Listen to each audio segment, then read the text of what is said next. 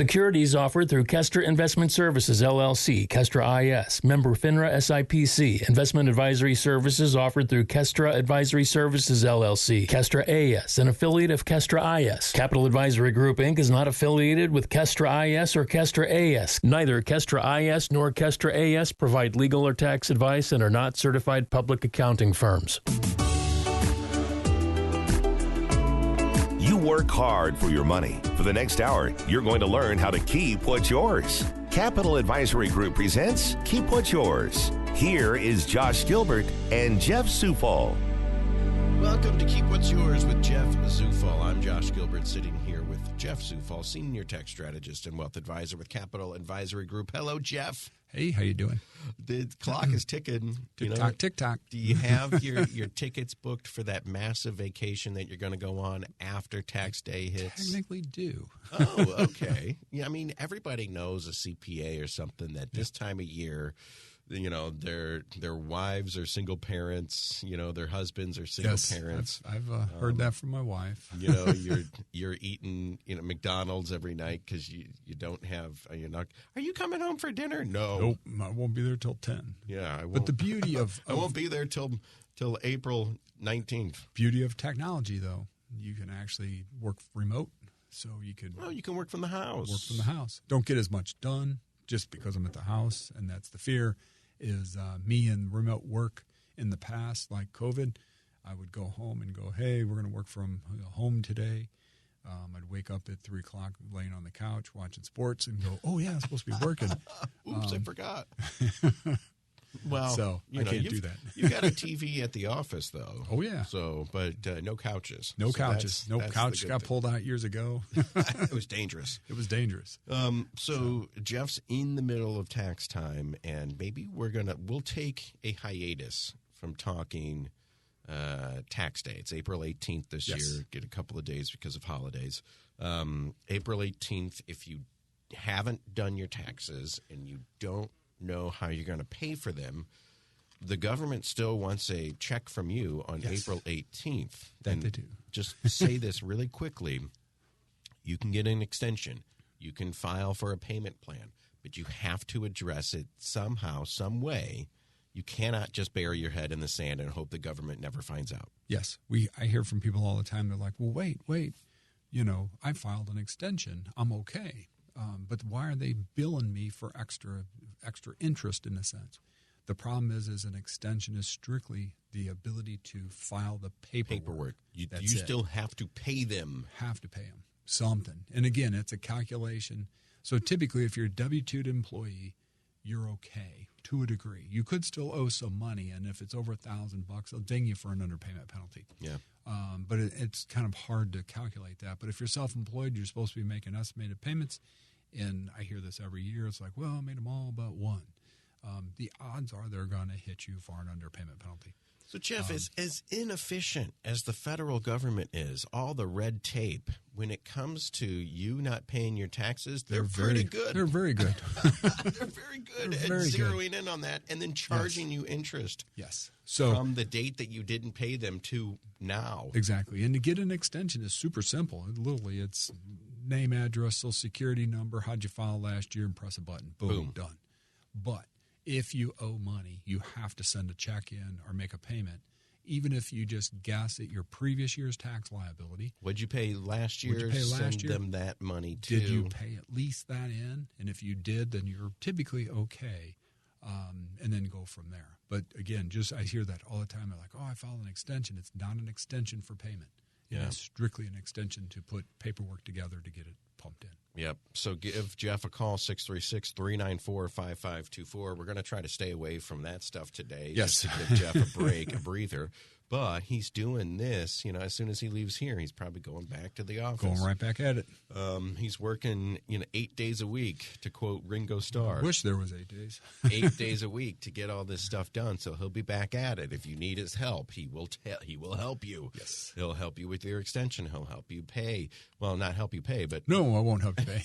But we'll make sure that we've got a nice round number to send off to the IRS to make sure that we're still in the good graces while we get our extension going. Mm-hmm. That's what he's going to do when he leaves here. Yes. So for the next hour, we're going to talk about something else. That's right. We talked interest rates last week, and they're raising interest rates. They're trying to slow down the economy because it's just running hot. It's running. The economy is really good. I mean, it really. You see, it's so weird. Why would you want to slow down this bullet train? Because it's going too far too fast, and inflation has reared its head. I don't know how you say that right. You know what's the side effects of a really great economy? Well, inflation, and it was up to 9% at its peak. Yeah, it's currently at 6% right now. Yeah, and so the setup is and I say the old days, not like back in the 70s, they could raise interest rates and actually adjust the economy or get inflation down. There's a ton more factors. Not to say it's different this time. That's really dangerous verbiage, but it's a little weirder, I guess, is the easiest way to explain it. We had COVID. We had all kinds of stimulus money that was pumped into the open economy, which in turn forces inflation up. Now the Federal Reserve raises rates in the I guess the good graces that it will bring down corporate earnings. It will force unemployment up a little bit, and then you go into a recession. It resets the deck, and everybody's happy, and we go from there. Yeah. The problem is they're raising rates. They're raising rates, and it's doing nothing other than it brought down inflation about 3%. 3%. It was 9% June of 2021. Yes. It's 6% now. 6% today. But you got 9 interest rate hikes to create a 3% decline. So regular inflation, they're shooting for 2 to 2.5%. Yes, 2.5 is the target of the Fed. It's at 6. Yeah, so it's still a ways to go. It's still 6% higher than what it was a year ago. Because that's how they do it, is year to year.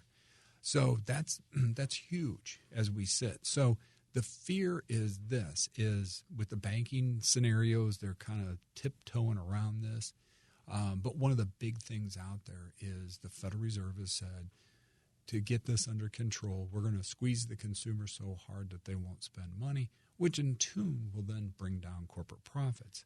But then, I'd turn on the TV and they say Meta, which is Facebook, it plans to lay off 10,000 people. Amazon plans to lay off 10,000 people. Yes. I'm thinking to myself, how big are these companies that they're just like, we're going to cut 10,000 people? Remember, and you can still operate. Yes, with 10,000 less people. But remember, through COVID in 2021, they hired all kinds of people to help out because they thought that was the trend of the rest of the world, in a sense, or the rest of time. And like Amazon stock has come just fallen off the cliff. But in the past, nobody left their house. Everybody bought everything on. I mean, I'm guilty of it every day. I got to kick boxes out of the way to get in the door. Yeah, I think my wife still thinks that there's a pandemic because she keeps ordering stuff to the house. But that's just how it's kind of creeped in the mainstream. Nobody goes to a store anymore. Just here recently, they're starting to get back out, and they can see it in retail sales. Where they're going to brick and mortar stores again. Slowly, and it's probably the older generation that's doing it. I'm the type that if it's an item, I'll buy it on Amazon. But if it's like clothes, shoes, stuff like that, I've never ever gotten it right yet. So I always got to send almost it have back. To order 3 different sizes and ship 2 of them back. Hey, that one fits. Yeah. So you'll start, but I'm probably that older generation that still isn't adapted Amazon to a T. But you see stuff like that. So they hired tons of people through 20 and 21 to help build this out. And now all of a sudden we're kind of back, I don't want to say mainstream, but back to where we were pre-COVID to a small degree. They don't need them.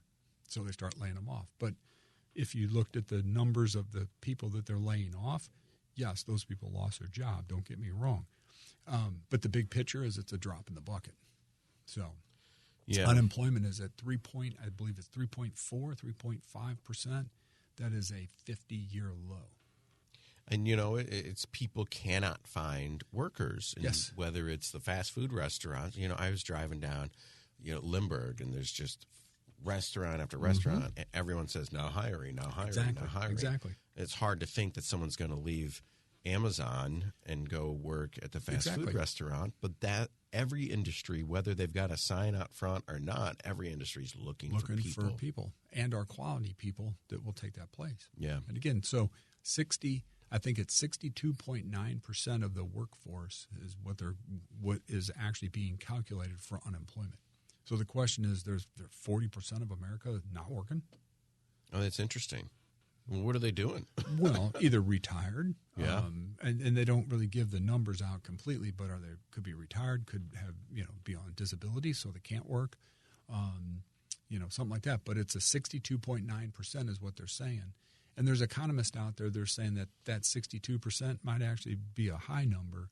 It might actually be lower than that because a lot of self-employed people shouldn't be in that calculation for unemployment. That's interesting. Yeah. So they're trying to squeeze the American consumer to not spend. To slow down spending, which in turn will then reduce corporate profits, which in turn will then help regulate the economy. I guess regulate's probably not the right word. Right. Is this the idea? My burrito cost $14 the other day, which is insane. I'm like, what? Yes. Well, how much you want me to pay you? If not as many people are buying burritos, will they slow down and say, all right, well, maybe we need to charge $12 or $10 now to get people back in the door? There's a price point or a pain point, if you want to call it, where people will just say, hey, I'm not buying that, and they walk away. And that's what corporate America is trying to figure out. Where is that pain point? Where we'll quit. If you had to pay $20 for the burrito, would you just go, nope, I'm done? Yeah, yes, that's exactly what I would say. But if you started charging $7 for that burrito, now I'm back. Would you buy two? I'm there every day. Exactly. So that's inflation in a sense. So that corporate America is trying to price it right to stay profitable, but yet at the same token not price themselves out of the market. Yeah, and I swear, I don't know I'm not an economist. I'm not Jeff Zufall, but I swear greedflation it's out there. Has been happening. These companies are saying, well, they raise their prices, so even though it's not costing us more, we're going to jack our prices up too. Yeah, and that was the COVID concept, if you want to call it that.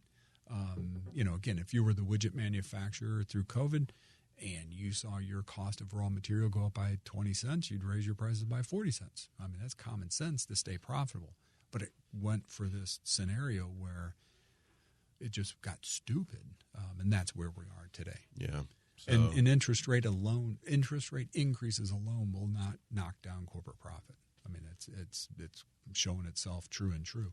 I mean, we are still willing to go out and buy anything and everything. Hey, our economy is built on consumption. Yeah. I mean, the numbers that they show economically is consumption, whereas in the past they used to give what's called an M1, an M2, and an M3 money rates in a sense. It shows who's saving, who's not, who's spending.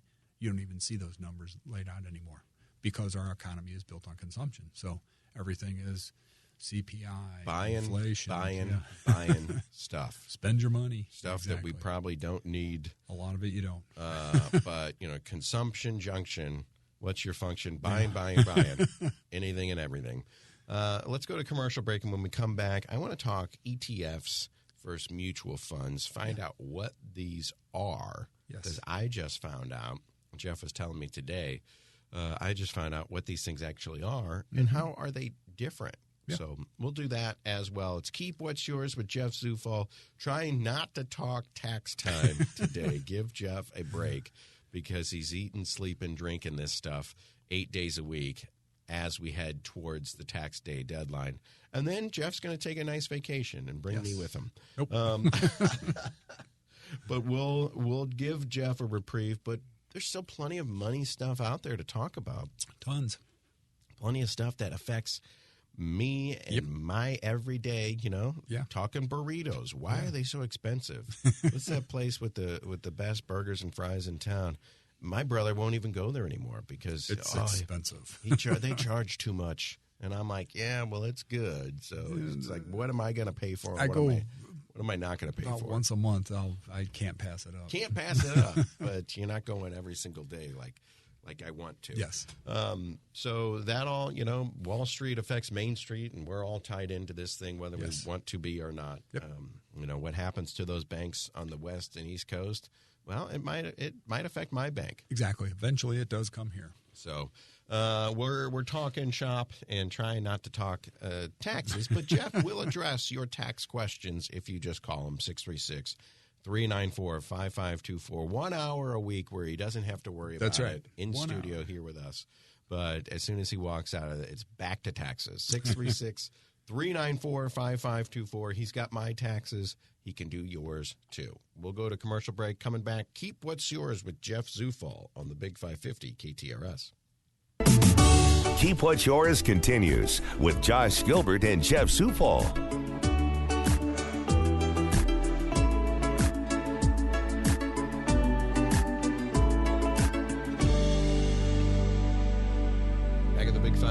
Back to Keep What's Yours with Jeff Zufall. Jeff is the senior tax strategist and wealth advisor with Capital Advisory Group. The beauty with Jeff is he can talk to me about my stocks and my ETFs and my mutual funds and my retirement. How much do I have in my Roth? How much do I have in a traditional IRA? I'm splitting it. I'm splitting it down the middle, 50 here, 50 there. And, Jeff, I increased by 2% over last year. That's what you want to do. Each year, just add 1% to it as you go forward. I did, too, because out of sight, out of mind. Yeah. And I want to retire at 71, not 73. But a lot of people, what they do is they'll go, oh, I'm going to put $5,000 a year away into it, and then it's cramping your actual ability to pay bills. I mean, I still need to pay to keep the heat on. Exactly. So, what's that beautiful balance? Yeah, and it's just if you started with a number, add 1% to it each year as you go forward. It's going to take you a little bit to get there, but you'll get there. If you find out it's choking you, then obviously drop it back down. Exactly. But you can only put in so much to a 401k. Yeah. So to under a Roth every year. Yeah. Under 50, basically, you're $20,500. Then if you're over that, then you get a $6,500 catch up. So you're at $27,000 total on an annual basis. So if you make $100,000, which good job. Yeah. But $20,000 in your 401k, that's 20%. Yes. If you're doing it pre-tax. It's pre-tax. So literally, I mean, not to say you won't see that. You will see that, believe me, in your paycheck. But if you're accustomed to putting that money away, you're good to go. If you can live on, the rest. Yeah. Then you might want to think about maxing out your 401k every year. Max that out. I mean, seriously, that's your goal. Your ultimate goal is to be able to max it out on an annual basis. Yeah. Seriously. And they cap it because it really is a good deal. It is because let's say that if husband and wife working and you could pay the bills off of one salary, you could bank the rest of the salary and sit tight. It's a great thing. But they also not going to say, hey, you could defer $100,000 a year. There are pension plans out there that allow you to do huge dollar amounts, but there's a lot of regulation that you have to go through to get those. And the government wants us to have a retirement plan. Otherwise, there would be a bunch of 70-year-old Joshes in the street begging for money because I ran out. Because you ran out. Exactly. Yeah, so they want us to have, they want me to fund it. Yes. But we're going to talk Social Security on this show. Social Security is also funding stuff, too. Yes. Yeah. So originally, back in the day, everybody had a pension. It was pension, Social Security. Pretty much a given, boom, you were good. You took off and went. The problem is those didn't stay up with inflation, if you had inflation. And if typically you'd take a pension and 20 years later, you're like, man, that's nothing anymore. It barely buys a loaf of bread. Because it didn't keep up with inflation. Keep up with inflation. So a lot of the companies in the 70s, early 80s flipped and went to the 401k concept, which puts the onus on the employee. On me. To make sure that A, money's put away, B, that it gets the right performance on an annual basis going forward, and that the delicate balance between how much money do you do pre-tax, how much do you do after tax, and that's the question. Everybody's different in that regard, but that's the question of the day. So Jeff can help you find that perfect balance of trying to max out your 401k and still trying to eat and pay for gasoline. Well, and are the pre-tax versus after-tax, there's two definitely, I'll say, different camps sitting out there saying, oh, everything should be after-tax because taxes are going to go up in the future. Yeah, I agree 100% with that. Taxes will go up in the future. They have to go up in the future. But again, the question is if you are sitting today at a 28 or 30% tax bracket and you can put money away. And when you retire, you probably don't have to bring in $300,000 a year. Do it pre-tax. Yeah. I mean, would you want to pay your tax rate at 30% or at 20%? Exactly. And when you're talking about hundreds of thousands of dollars, that 10% is huge. Huge. So you'd put it away. You'd take the tax advantage today, let it grow tax deferred, and take it out at a lower tax bracket. That's the trick. Yeah. Now, if you're at a 10% or 12% tax bracket, the odds are you'll be in that same bracket when you go into retirement, honestly.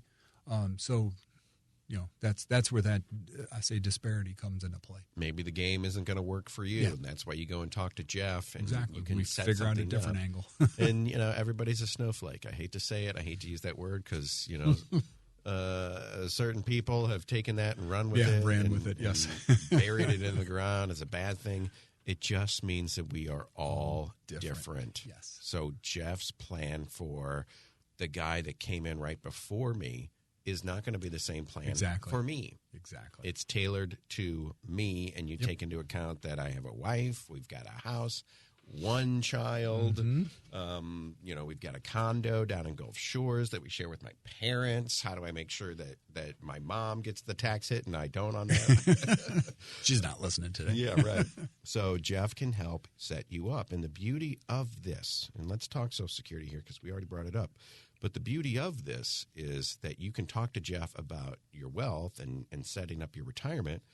But he's also a senior tax strategist as well. You can talk to him about the taxes. Yes. Because if you put money away pre-tax, 2023, April 1st, happy April Fool's Day, by the way. Yes.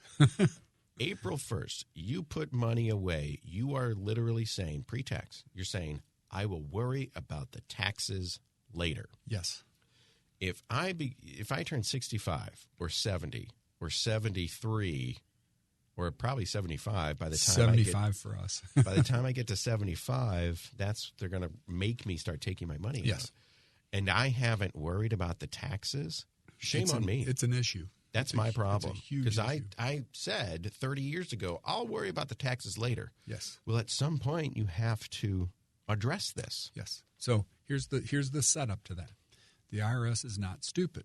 They're, hey, put as much money as you want pre-tax away, knowing at some point in time it's going to have to be taken out.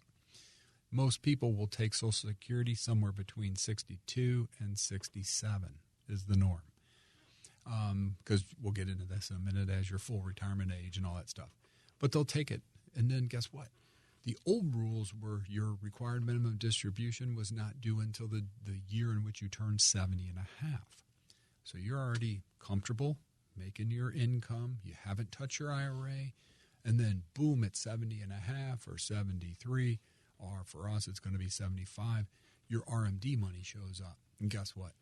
Your Social Security income that you've been getting is now taxable as high, either 50 or 85% of it is taxable income to you. And Social Security's not supposed to be taxed. Hypothetically, it was sold back in the day in the 30s as, hey, you're going to pay tax on this money to put it in there, and you will never pay tax on it ever again. We won't tax you when you go to take it out. But that's not the case. No, and I say this, and this goes back a little history. The first administration that decided to tax Social Security was Reagan, and he taxed it at, I think it was 5%.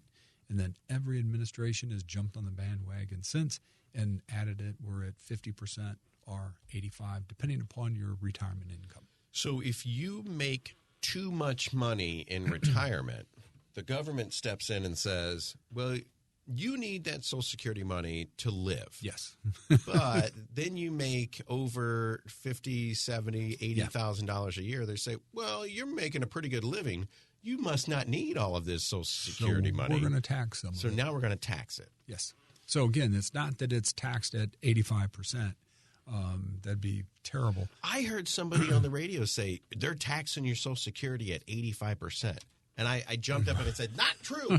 That is not true. So it's actually whatever your taxable tax bracket is or your ordinary income bracket is. So if you get $10,000 as being paid to you from Social Security $8,500 shows up in the taxable column, and you pay whatever your current tax rate is on that $8,500. My current tax rate is 24%.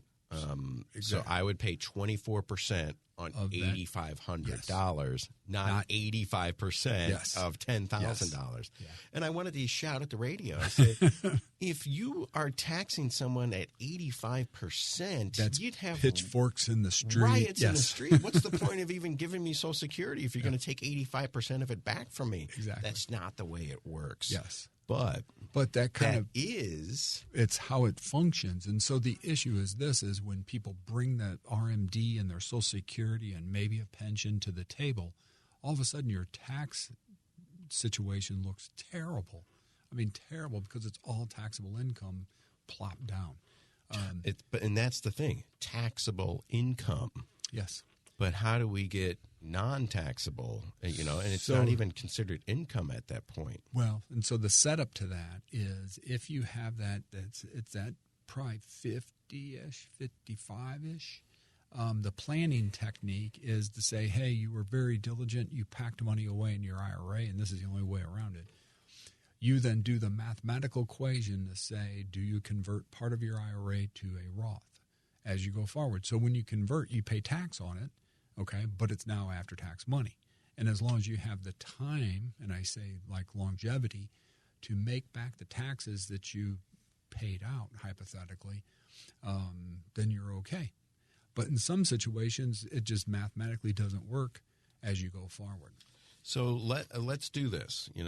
Let's use nice round numbers and just say $1 million. Yes. And if I've socked away $1 million, I've done really well in my life. Pretty good, I think. Yeah. But this is $1 million pre-tax. Yes. Traditional. This is at some point pre-tax 401k. At some point when I go to take this money out, the government's going to say you owe us. Yes. So when I look at my retirement account and there's $1 million in there, I need to be thinking to myself, that's not all mine. Exactly. The government has a percentage of that because I have not paid. I'll pay the taxes later. Yeah. Later's now. Exactly. And how am I going to efficiently take this money out and convert it while playing the game and saying the government, part of this is theirs. Yes. But how much of it, that's up to me. Exactly. And technically, that's up to you, Jeff. Well, because you have to help me make this plan. So the plan is you sit down, you take and create it in a piece of software and say, what's your income going to look like? And again, this we're projecting. Is heavy math. It's heavy math. We're projecting off. We don't want to do a tax projection longer than 3 years in the future. Technically, right now, we got till 2025. The entire tax law sunsets in 2025. So whoever wins and again, hate to say politics, but again, whoever wins the election in 2024 gets to set the rules going forward. So the Trump tax cuts of 2017 all expire 25. Paul Ryan helped push it through, and then as soon as it got through, he retired. He's like, see ya. Went back to Wisconsin. So all of that stuff sunsets 2025. 2025. Maybe they'll say, hey, let's extend it. They could. Or maybe they don't. Or maybe they're like, here's the new rule. Yep. This is a new one, and we're going to tax you, 92%. So yeah, you don't know until we get there. So that's an unknown, and that's something that we have to deal with on an ongoing basis. You can't plan on what's the tax code in 2026 going to be. We don't know. Don't know. So but let's do our best guess and our due diligence and come up with a strategy. This $1 million is not all mine. No. How much do you have in your account? I would say, well, it is $1 million, but I haven't paid taxes yet. Exactly. How much are you going to pay in taxes? That's up to Jeff to figure out. So we would say you're going to retire at X date. We bring in your, retirement income. We bring in Social Security to the equation and try to figure out what does your income look like on an annual basis going forward. And then if your income declines, you take whatever that gap is, in a sense, say that you were working and you made $100,000 a year. You're now retired. You're making $80,000 a year. You got a $20,000 window. You would then start to convert $20,000 of that $1 million into a Roth on an annual basis going forward. Kind of like you never really, quit working. up until the time that you're forced to take your first RMD. But taking $20,000 out every year, there's $1 million in there. It's going to take a while. That's going to take 40 years. Yeah. So the question is, where is that perfect spot where I can take X amount out without jumping up into a higher tax bracket? We have people where they're taking $150,000 a year for the next 7 years to get that money moved over into a Roth. And once you take out $150 every year, you pay the taxes on it. Yep. Once it gets into the Roth, then it's tax free. You never pay tax on it again. You'll never pay, and I can take out whatever you want, whatever I want, and not have to worry about a tax hit. So it's not even a tax hit. It's the beneficiaries will never inherit it. I mean, and I say they'll inherit it, but they won't inherit it with a tax angle. Right. So if I left $1 million in a pre-taxed IRA and I die, my son is going to have a major tax bill. Yes. Well, it goes into what's called a beneficial IRA, and then he has 10 years to liquidate that account. So literally, if you're doing tax planning, you go, hey, it's $1 million shows up. Let's do $100,000 a year every year as you go forward to liquidate it out and reduce the taxes, if you want to call it that. If he doesn't liquidate it in 10 years, though, they force it out at the end of the 10th year.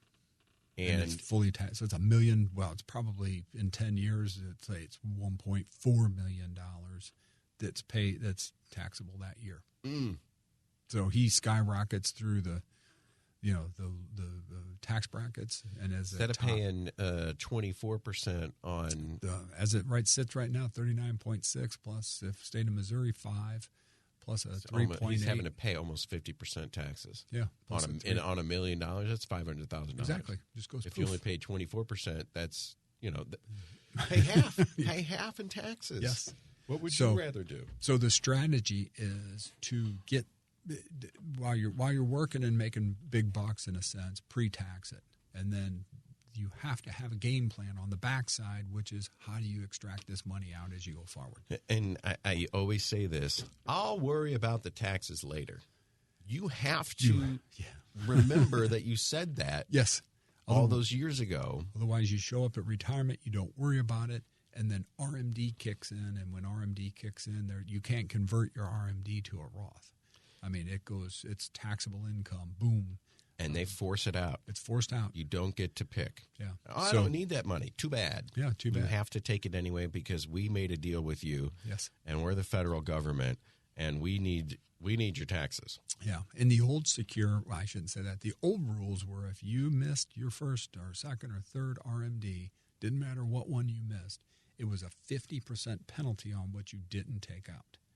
So let's say that it was you had 4 IRAs out there, you took it out of 3, you missed one, whatever, and it would say it's $1,000. Your penalty was $500. Oh my gosh! Plus, then you had to take that $1,000 out and pay tax on it. So, Secure Act. So don't miss your RMD because they get expensive. They're not even going to. It's not a tax; it's a fee. It's a penalty. Yeah. So now they've come along, and basically with Secure Act 2.0, which was signed in, I guess, in January of this year. I think it was January. Secure Act says, hey, we're going to reduce that 50% penalty because, again, you're basically 70 and a half, 73. Some people got sick. They went in the hospital. They didn't have people helping them out. They missed their RMD. It's a huge, and if, let's say your RMD is $40,000 a year, you got a 50% penalty on that. I mean, the math is stupid. You're just giving money away. Yes. This whole show is called Keep What's Yours. We try to tell you it's okay to pay taxes, but not a penny more than what you have to. Legally obligated. And if you're paying a 50% fee because you didn't take your RMD, that's the opposite of Keep What's Yours. Yes. So, that's giving away your money to the government that you didn't have to. Yes. So the feds came along in Secure Act 2.0, and they said, yeah, that's kind of aggressive. You think 50% is aggressive? That rule's been out there forever. And so what they did was they said now the penalty is 25%.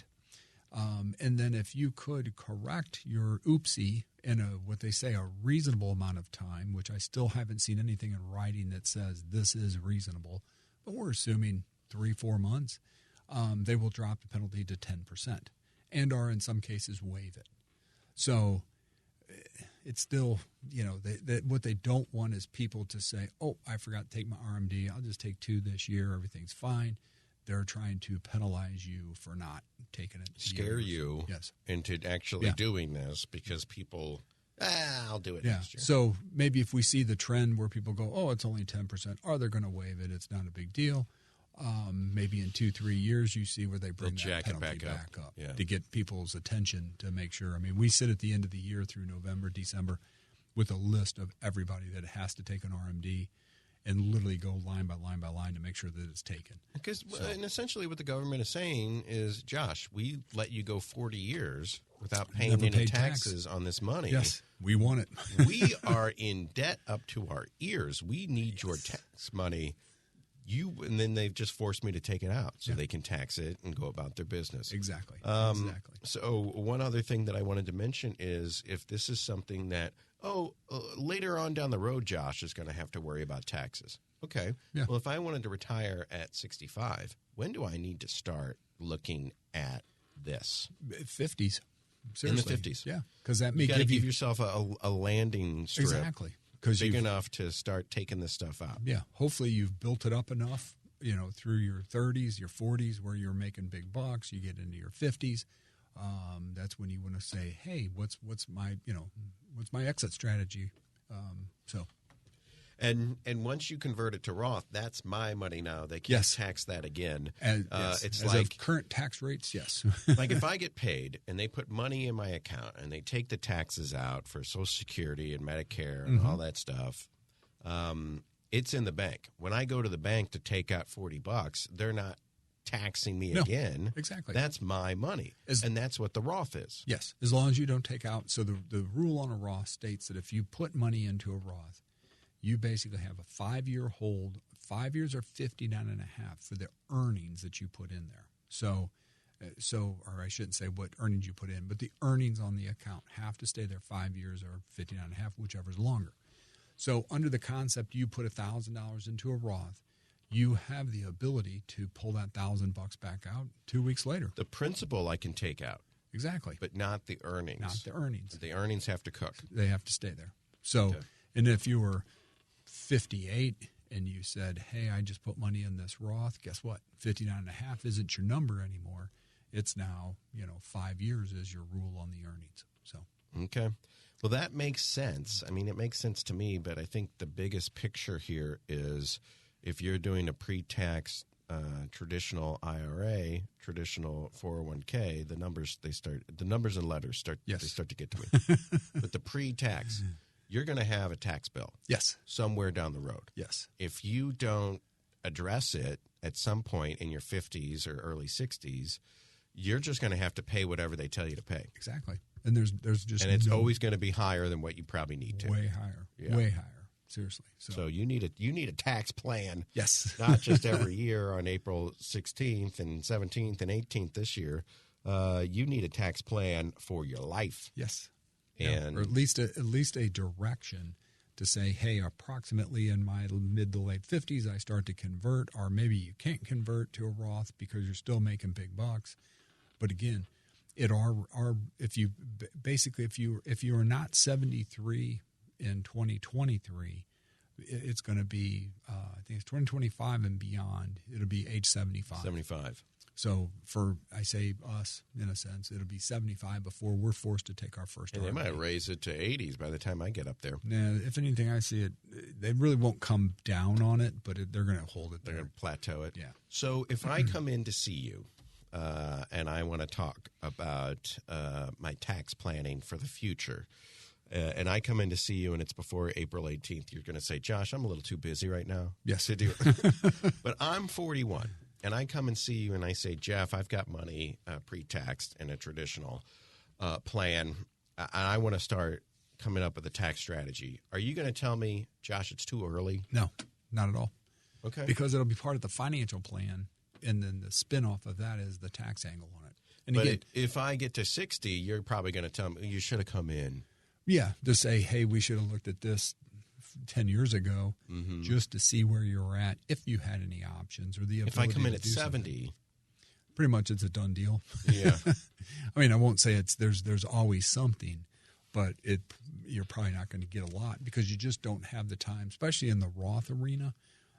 You just don't have time for that money to cook. Because if you got to take that money out before you hit that RMD. If you only have 3 years to take out $1 million, that's what I mean. You're paying a huge tax rate. That's why the couple that we have, they're taking, I say couple, a couple of people, they're taking $150,000 a year out, converting it to a Roth. All we're trying to do is reduce the required minimum distribution 6 years down the road. That's it. I'm the kind of person that likes to say, pay the devil you know. Yes. And not, the question marks in the future. I like this idea of Roth. I'll pay the taxes now, and I'll just know that money's free and clear. That's mine. Yes. What would you say to that? I would say maybe, but maybe not. And if you're using tax law to your advantage, in your younger years when you're making big bucks, pre-tax it. And then as you get older, you say, hey, I got too much pre-tax. Now you start to adjust and put money to the Roth. If I did nothing but Roth, I could get to 65, 70 and look back and say, I left money on the table. Yes, you'd leave a lot of money on the table. Because remember, dollars that go into a 401k, whether it's Roth or pre-tax, makes no difference. The concept behind that is tax deferral of your money for 20, 30, 40 years. Then take it out and pay the tax. So you'd say, hey, I put, to get that after-tax money into the Roth 401k, every dollar you might get 80 cents, 85 cents that goes into it. So it sounds very small, but that 15 cents over 40 years, that's a chunk of change, especially per paycheck. So do you want to put in – what's your tax rate now? What's your tax rate going to be 30 years from now when you retire? And what are the things that you can do, the strategies that you can implement between now and then to try to just to reduce hit the lowest tax rate possible, and that's the game to play. That's it. And that's it's literally a game. It's a mathematical equation on an annual basis. Jeff, it is math that I do not have. I just do not have. We have software that does it for us. Believe me. Good. But it's even the concepts are just so confusing that you just need somebody to help you with them. Yeah, to walk you through it and say, hey, where are you at now? Where do you think you'll be? And again, sometimes you're projecting 20 years in the future. Odds are it's wrong. Yeah. And I think in this scenario, much like many scenarios, procrastination is one of the worst friends you can have in this. I know that my wife last year when we saw you, she's got money in retirement, but it's not very aggressive. Yeah. And, we'll deal with this later, and I'll come back and see you, Jeff. And it's been a whole year. Mm-hmm. And now she's had even more money pumped into her retirement account at this very conservative rate. We could have been leaving money on the table. Hypothetically, yes. But in this market, no. Okay. Because the market's been 22 was terrible. 23 started off okay. We'll see how it goes. Touch and go currently. But we definitely want to, every year, if not just on tax day, a couple times a year, when we come out and see you at least twice a year, come out, revisit it, and say, are we still doing the right things? Exactly. And again, in your wife's respect, the concept is if you go, hey, I'm not going to use this for 30 years, I mean, the odds are go as aggressive as you can possibly go. And buy low, sell high is the trick. Mm-hmm. Sometimes it's not that easy. But that was the concept. So you had 30 years on your sides. So if you got super aggressive today and you had 30 or 40 years before you were going to use that money, put it in, let it run. Don't even look at it. Just let it run its course. And don't look at it because it'll drive you crazy. It'll drive you nuts if you're in there daily. We have software that people can view. If I was in there March 2020, I would have said, "Oh yeah," you would have been panic mode, like because everything dropped by half. Yeah. But by the end of the year, you were up 20. It came back. So don't look at it. It's like a scale in your bathroom. Yes. Don't stand on it every day because it'll drive you crazy. Yep. Exactly. All right. Let's go to commercial break, and when we come back, a great conversation. It really helps me out when you explain it like this, because now I have the tools to go back to you, because you are my tax guy, you are my wealth advisor, the tools to go back to you and say, remember what we talked about on the radio? But now people out there listening say, actually, these are concepts that I'm kind of getting. Who can I call to implement this stuff into my strategy? Well, you call Jeff. Exactly. 636-394-5524. He's my guy. He can be your guy, too. And you've got gals in the office. Yes. Guys and gals, and they're all working on my behalf. Exactly. To make sure that I'm not paying too much every year out to the federal government, and that 30 years from now, I'm not giving them a big one-time tax gift. Yes. That I'm paying them as small a tax. I don't mind paying them their due, but not a penny more than I have to. Exactly. And that's what Keep What's Yours is all about. We'll go to commercial break. Give Jeff a call, 636-394-5524. Jeff Zufall, Capital Advisory Group, CapitalAdvisoryGrp, CapitalAdvisoryGrp. Keep What's Yours continues with Josh Gilbert and Jeff Zufall.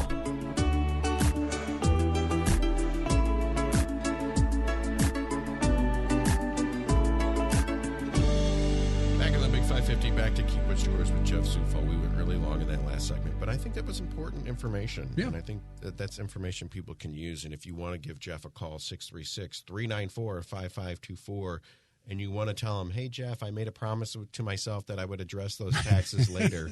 Well, later's now, and it's now. Worry about it. I need a plan. Give him a call, 636-394-5524. I'm talking quickly because we don't have a lot of time, but I wanted to get into just a very brief. What is the difference between a mutual fund, an ETF, which is so hot right now, and a stock? Okay. Stock is an individual company. And I'll use Apple, Google, whoever. Alphabet. Yeah. Right. Single company has no expense ratio. You buy it, you sit on it, you do your thing. Again, buy low, if it goes sell up, you make money. If it goes down, you lose money. And you could get wiped out because a company could be a WorldCom and go one day, hey, we've been cooking the books, poof, it's worthless. Oh, my God, yeah. You're done. Okay, so that's kind of a strategy that people try to play, but you could get burnt if they go down. Then there's an ETF, electronically traded fund. Looks like a mutual fund, trades like a stock. And what I mean by that is if 1 o'clock in the afternoon you want to sell it on a market day, you press the button or make the phone call, it's sold at 1:02 or whatever the number is. And you get that price at 1:02 in the afternoon. But what's inside of it? Like a QQQ, or my sister set me up with a SPDR. SPDR, basically it is a consortium of stocks or bonds or combinations. QQQ has commercials on TV now. They do. They got tons. And what is it? It's a little bit of Apple. It's a little bit of they're this gonna company. Go buy, it's a little bit of that company. It's a basket of stocks of a sector or of an industry. And here's the difference. So a mutual fund looks like an ETF, but it's a mutual fund. Okay. So it's a basket of stocks that sit out there. There's in the ETF and the mutual funds, there's expense ratios that are buried inside of these things that you got to read a prospectus to see it. Most ETFs are cheap, relatively cheap. You could get them for maybe 0.15 on an annual basis, but they do go up from there depending upon whose ETF it is. A mutual fund has a manager. So if you sell a mutual fund and you say at 1 o'clock, hey, I want to sell it today, they don't know what the share price is until the close of business, and they add up everything inside of it. Okay. So that's the difference between a mutual fund and an ETF. And do they take their cut? And they also get an expense ratio, which typically mutual funds are a little bit higher. I say that, but again, depending upon what fund you're buying, what sector you're buying, all that good stuff. So Wall Street Journal had a report. I think this is like 3 weeks old. And they said, who makes a better tax-wise? Is it an ETF or is it a mutual fund? And they went through their study, and what they basically said is you got to stay in the same fund family. So you can't compare an apple and an orange between the two. But as long as you stay in the same fund family, so if you T. Rowe Price or iShares, whoever, that have ETFs and mutual funds, that the ETF actually came out at 0.33% better tax savings at the end of the year. So. And 0.33%, that's less than a percent. Yeah. It's 0.33%. I would say to Jeff, who cares? It's less than a percentage point. But if you buy and hold over a 10, 20, 30-year period, that's a ton of money. And that's what we're looking at here. Exactly. And keep what's yours. And I want someone like Jeff to say, Josh, I'm keeping my eye on the 5%, but I'm also keeping my eye on the 0.33%. That's the theory behind it. Not saying one's better than the other by no means. That could be thousands of dollars. Could be, easily. So, and that's the difference. So most people will have within a portfolio, if you got a higher risk tolerance, you'll buy stocks, individual stocks, and roll with it from there. But again, that single issue stock is your issue. An ETF and a mutual fund may have 50, 100, 1,000 different holdings in it. So if one company blows up, yeah, it's bad, but you're okay. The rest of them will hold it up and go forward from there. $100,000. What's 0.33%? That's $330 a year. Yeah. Hey, that's a beautiful steak dinner. Exactly. And you do that over years and years. You do that over exactly multiple stocks and ETFs. Yeah. You're looking at some real it's money. Serious money. So that's always a debate out there. But that's the difference between a single stock, an ETF, and a mutual fund. And then the only issue you run into is an ETF and a mutual fund. You could have what's called equity overlap, which means you bought Apple and you're like, oh, I'm going to buy it and try and trade this. But you might already own it in your ETF and your mutual fund. Yeah. So if it goes up, that's great. You make money. But if it goes down, you got three buckets that just went down. Yeah, exactly. So things to keep your eye on. Jeff Zufall, 636-394-5524. Call him today if you want to talk about all this stuff. He's a little busy right now. Just a little. But he's there for the rest of the year. That's right. And it's never too soon. And it's never too late. That's right. To have these conversations. 636-394-5524. Jeff Zufall, Capital Advisory Group. And I hope we gave you at least an hour where you didn't have to look reprieve at taxes. Good luck, Jeff. Thank you. And that I can see the vacation. It's just over the horizon. That's right. It is. You still got a couple more weeks, though. Yes. All right. Well, thank you so much. And if you do need help with your taxes, it's never too late. Give Jeff a call. 636-394-5524. See you, Jeff. See you next week. You've been listening to Keep What's Yours with Josh Gilbert and Jeff Zufall, Senior Tax Strategist and Wealth Manager at Capital Advisory Group. To learn more, call 636-394-5524 or visit CapitalAdvisoryGrp.com.